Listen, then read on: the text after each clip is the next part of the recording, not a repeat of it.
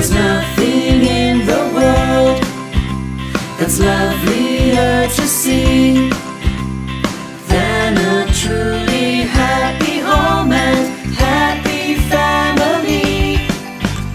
There's nothing in the world that's lovelier to see than a truly happy home and happy family.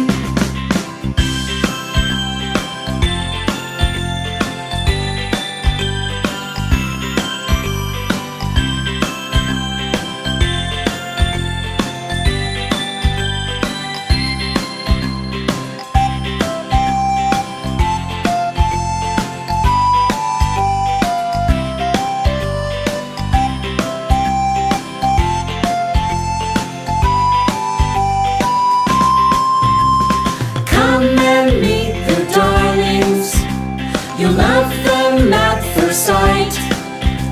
Their world is truly perfect, but that's going to change tonight. There's nothing in the world that's lovelier to see than a truly happy home and happy family. There's nothing in the world that's lovelier to see than a truly happy home and happy family.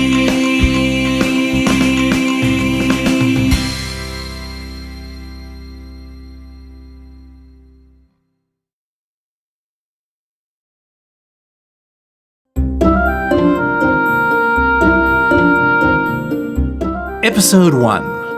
The Darlings.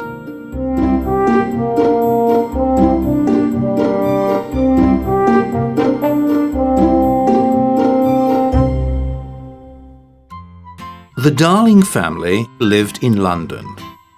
Mr. Darling was a strict and serious man, but he loved his children very much. His wife was loving and sweet. There were 3 Darling children. Wendy was the oldest, then there was John, and last of all, there was Michael. The Darlings were not rich, but they wanted a nanny for their children. Luckily, they found Nana. Nana was perfect in every way. She loved the children and looked after them carefully. However, people stopped to stare when they saw the 3 children with their nanny. You see, Nana was a large yellow dog that the Darlings met in the park. Mr. Darling worried that his neighbours might think he was strange. But Nana was the best nanny in London.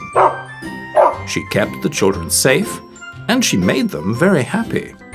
In fact, the Darling family was the happiest family in London, until Peter Pan came. The Darling children often dreamed of the magical land called the Neverland. They saw the strange land with its lagoons, caves, and forests. The Neverland was different for each of the children. John lived in a boat turned upside down on the sand. Michael lived in a wigwam, while Wendy lived in a house made of leaves sewn together. They all dreamed of Peter, however, especially Wendy. She knew that Peter often came to the children's room at night while they were asleep. When she told her mother about this, Mrs. Darling did not believe her. "No one can get into the house without knocking, dear," said Mrs. Darling. "I think Peter comes in through the window," said Wendy. "But, my love, the window is 3 floors up," smiled Mrs. Darling. "Yes, said Wendy. but Peter can fly." Mrs. Darling was sure that Peter was just a dream. But the next night showed that Wendy had not been dreaming, and that Peter was real.